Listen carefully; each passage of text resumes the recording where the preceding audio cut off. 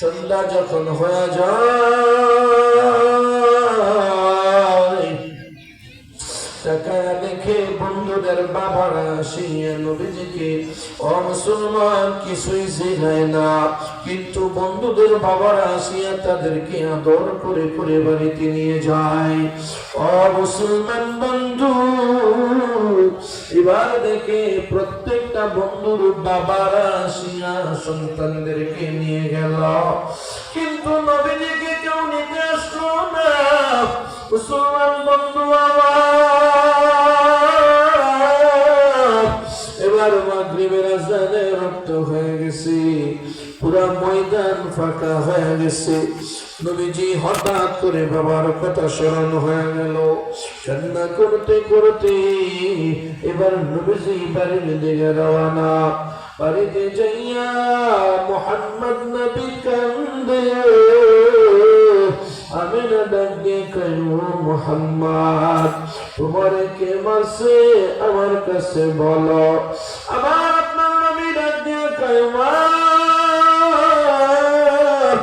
আমি কারো সাথে ঝগড়া করি না, আমি কারো সাথে তো ঝগড়া লাগে না, মা গো, আমাকে কেউ মারে নাই গো মা। মা মেরা ডাক দিয়ে কয়, ও মুহাম্মদ, তাহলে তুমি কান্দো কেন কও, আমি মার কাছে বলো গো। নবীজি ডাক দিয়ে বলে, মা গো, আমি জানতে চাই আমার বাবা কোথায় গো মা? আমার বাবা কি আমার সাথে রাগ করলো নাকি? আমার বাবার কোলে উঠতে আমার মনে চায়, আমার বাবা কোনদিন আমাকে কোলে নিল না গো মা। মাও কান্দে, নবীও কান্দে, নবীজির কান্না এবার কেউ থামাইতে পারে না। নবীজির দাদা শিয়ার ডাক দিয়ে কামে না রে,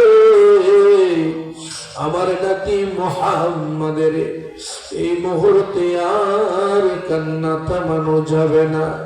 যারে আমি না যা,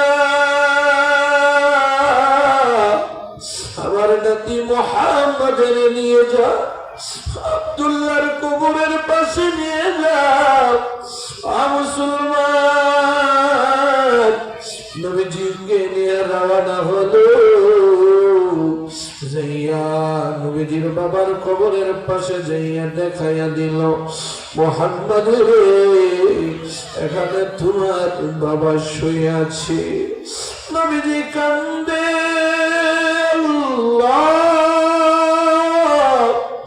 জীবনে তো মনে মনে অনেক আশাই ছিল বাবার কোলে উঠব, বাবার কোলে তো জীবনে উঠতে পারলাম না, বাবারে বাবা বলে ডাকতেও পারলাম না।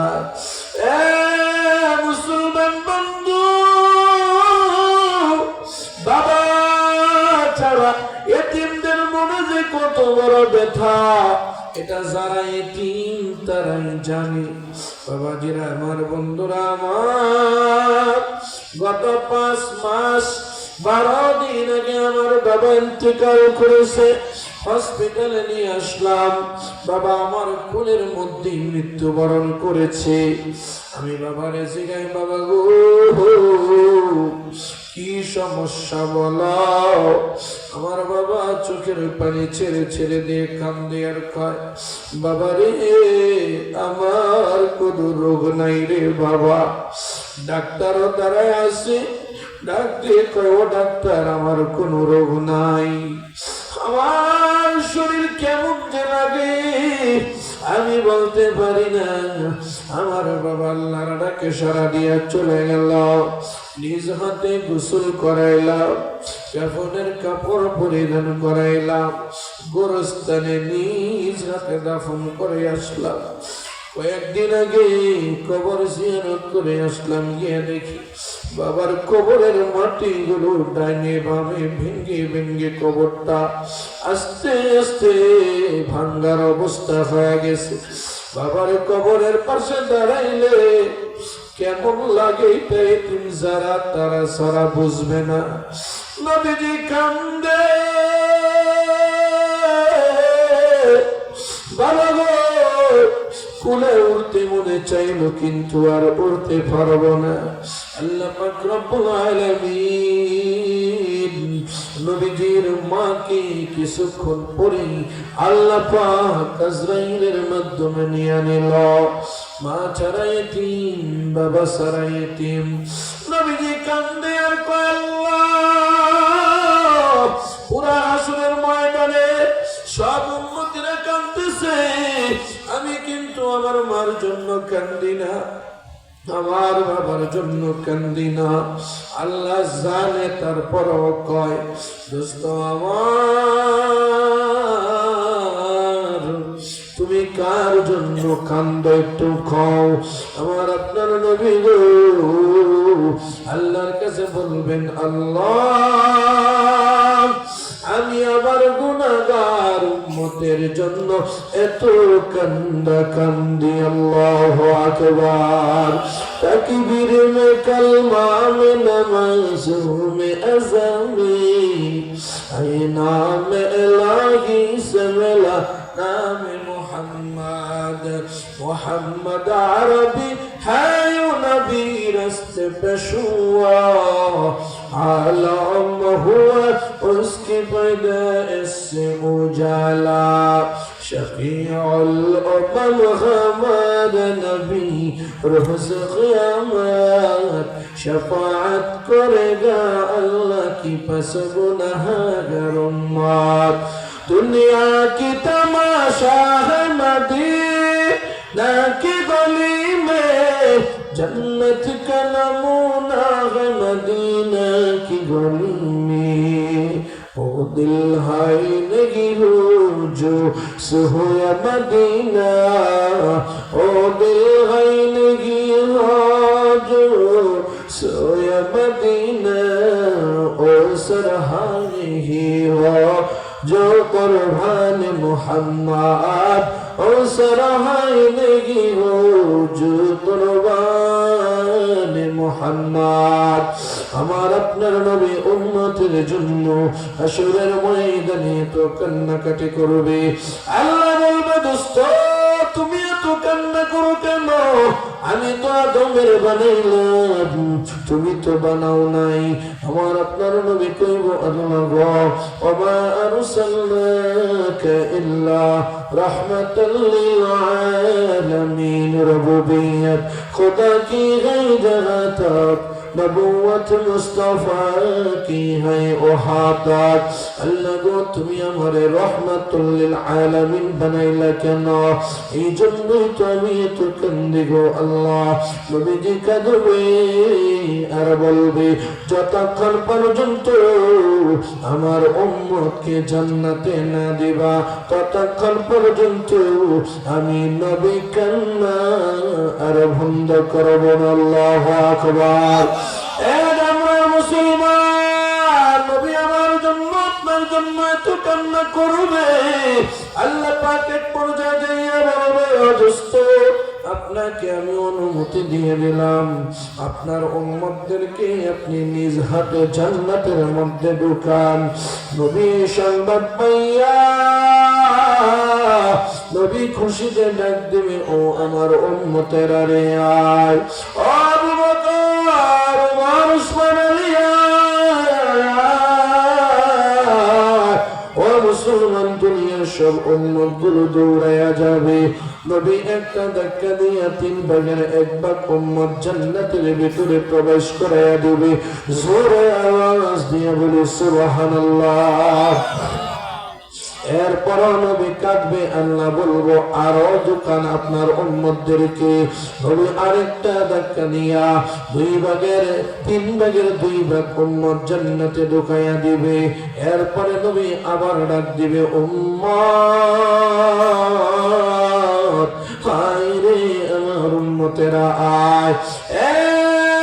নবীর আশিকের দল এবার সব উম্মতেরা নবীর কাছে যাবে। নবী সর্বশেষ আর একটা ধাক্কা দিয়ে উম্মতদেরকে ঢুকাইয়া দিবে। এরপর লক্ষ কোটি কোটি উম্মত জাহান্নামের সামনে থাকবে। নবীজি কান্না বন্ধ করবেন না, নবীজি কাঁদবে। আল্লাহ বলবে, দোস্ত আমার, আপনার অরিজিনাল উম্মতদেরকে জান্নাতে ঢুকানো হয়ে গেছে, আর যারা এখনো আছে কান্না করতেছে এরা আপনার নামদারে উম্মত, তারা অরিজিনাল উম্মত না। নামের আবু বকর, নামের ওমর আলী ওসমান। ও দোস্ত, তারা আপনাকে ভালোবাসে নাই, তারা আপনাকে মোহাব্বত করে নাই। আমরার মুসলমান, যে নবী দুনিয়াতে আমার জন্য আপনার জন্য এত কান্নাকাটি করলেন, তাইফের ময়দানে নবী উম্মত উম্মত বলে কাঁদেছেন। ওহদের ময়দানে নবী উম্মতের জন্য দন্ত মুবারক শহীদ করেছেন। এখনো নবী মদিনায় কান্দে। যেই নবী হাসরের ময়দানে উম্মত ছাড়া কিছু বুঝবে না, ওই নবীর সাথে কারা কারা জান্নাতে যেতে চান একটু আবার মালিকের দুই হাত তুলে দেখায়া দেন। ও মালিক, আমরা তোমার হাবিবের সাথে জান্নাতে যেতে চাইব। আল্লাহ আল্লাহ গো, আমাদের সবাইকে তোমার হাবিবের সাথে আয় আল্লাহ জান্নাতে যাওয়ার তৌফিক দান করো। সবাই বলেন আমিন। ও আমরা মুসলমান, মনে চাইলেই তো নবীর সাথে জান্নাতে যেতে পারবেন না। আমার তেলাওয়াতকৃত হাদিসের মধ্যে আল্লাহর নবী কয়, ক্বালান নবী সাল্লাল্লাহু আলাইহি ওয়া আলিহি ওয়াসাল্লাম, আল মারউ মা'a মান আহাব্বা, যার সাথে যার দুনিয়াতে মুহাব্বত তার সাথে কিয়ামত হবে। অর্থাৎ যার সাথে যার মুহাব্বত তার সাথে তার কিয়ামত। নবীজিকে যদি হাসরের ময়দানে কিয়ামতের দিনে নবীর সাথে জান্নাতে যেতে চান, তাহলে দুনিয়াতে নবীকে মুহাব্বত করার দরকার আছে। নিজরে খান নবীটা নাই, নবীকে কিভাবে মুহাব্বত করবেন? আজকের এই মাহফিল আল মাদ্রাসাতু বাইতুর রাসূল সাল্লাল্লাহু আলাইহি ওয়াসাল্লাম ও যুব সমাজের উদ্যোগে আয়োজিত এই যে মাদ্রাসাটা, এটা দুনিয়ার কারো ঘর না। সেই ঘরের সাথে মাদ্রাসা লাগা যায়, এইটা আমার আপনার রাসূলের ঘর থেকে নজরে খান। নবী ডাকে আমি তো দুনিয়াতে নাই, তোমরা যদি আমাকে ভালোবাসতে চাও তাহলে আমার ঘরগুলোকে ভালোবাসবা, আমার উম্মতগুলোকে ভালোবাসবা, মাদ্রাসার এতিম ছাত্রদেরকে ভালোবাসবা। এই মাদ্রাসা দুনিয়ার কারো ঘর না, এটা নবীজির ঘর।